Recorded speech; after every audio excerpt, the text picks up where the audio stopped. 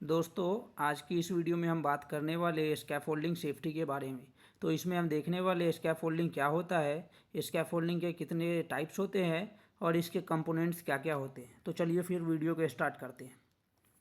दोस्तों, scaffolding is a temporary working platform to provide support both men and materials for working palace. It is used in maintenance, construction and demolition work etc. दोस्तों, scaffolding एक temporary working platform है जो ऊंचाई पर काम करने के लिए मटेरियल और मेन को सपोर्ट करती है और इसका यूज़ मेंटेनेंस और कंस्ट्रक्शन वर्क में किया जाता है। तो दोस्तों, अब इसके हम देखने वाले हैं इसके टाइप्स कितने होते हैं। तो मेनली इसके 5 टाइप्स होते हैं, जिसमें पहला होता है परमानेंट स्कैफोल्डिंग, जिसको हम टावर स्कैफोल्डिंग भी बोलते हैं। फिर उसके बाद का पॉइंट है हैंगिंग स्कैफोल्डिंग है, फिर है सस्पेंडेड स्कैफोल्डिंग है, फिर है मोबाइल स्कैफोल्डिंग है, फिर कैंटिलीवर स्कैफोल्डिंग है।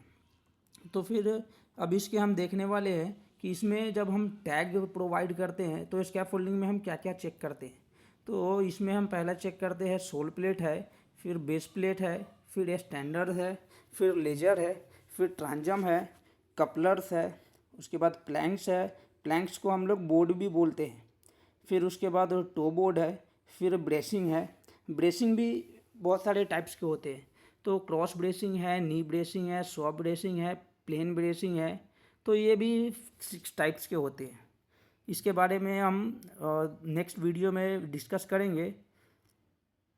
अब इसका एक हम दोस्तों इसका इमेज के ज़रिए हम समझते हैं कि इसमें क्या क्या होते हैं। तो इसको हम लोग गार्ड रेल बोलते हैं, जो ऊपर का होता है, जो रेलिंग सिस्टम होता है। इसमें भी 2 होते हैं, एक मिड रेल होते हैं, एक टॉप रेल होते हैं। तो जो मिड रेल का साइज़ होता है, जो हमारा वर्किंग प्लेटफॉर्म है, उससे हमारा 650 mm का होता है। तो अगर उसमें टोगवर्ट लगा हुआ है तो 450 से 600 mm के बीच में होता है। और फिर वही हम बात करते हैं अपना टॉप रेल की। तो टॉप रेल का जो साइज़ होता है वो 950 mm से लेके 1250 mm तक होता है। फिर उसके बाद डायगोनल ब्रेसिंग, जिसको हम लोग क्रॉस ब्रेसिंग भी बोलते हैं, फिर हम लोग प्लेन ब्रेसिंग भी बोलते हैं। फिर उसके बाद कैट कॉर्नर बेस है, जो कि हम किकर लिफ्ट के नाम से भी जानते हैं। फिर इसमें एडजस्टेबल लेग है। फिर उसके बाद इसका व्हील है। व्हील को हम लोग एडजस्टेबल भी आता है और प्लेन भी आता है। फिर उसके बाद आउटरिगर है। फिर उसके बाद एक्सेस है, लैडर है। फिर उसके बाद कपलिंग पिन है। पिन हम लोग कहाँ पे यूज़ करते हैं, जब स्कैफोल्डिंग की हाइट बढ़ाना हो तब हम लोग वहाँ पे पिन का यूज़ करते हैं। फिर उसके बाद का पॉइंट है कैटवॉक है। कैटवॉक हम लोग प्लेटफॉर्म को भी बोलते हैं। फिर उसके बाद का हमारा है हॉर्स आर्म, जिसको हम लोग वेल या व्हील भी बोलते हैं।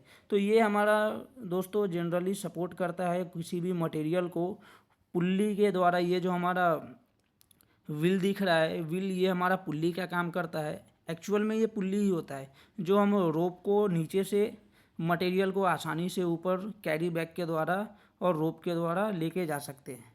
तो दोस्तों, आशा करता हूँ कि स्कैफोल्डिंग से रिलेटेड सारे डाउट्स आपको क्लियर हो गए होंगे।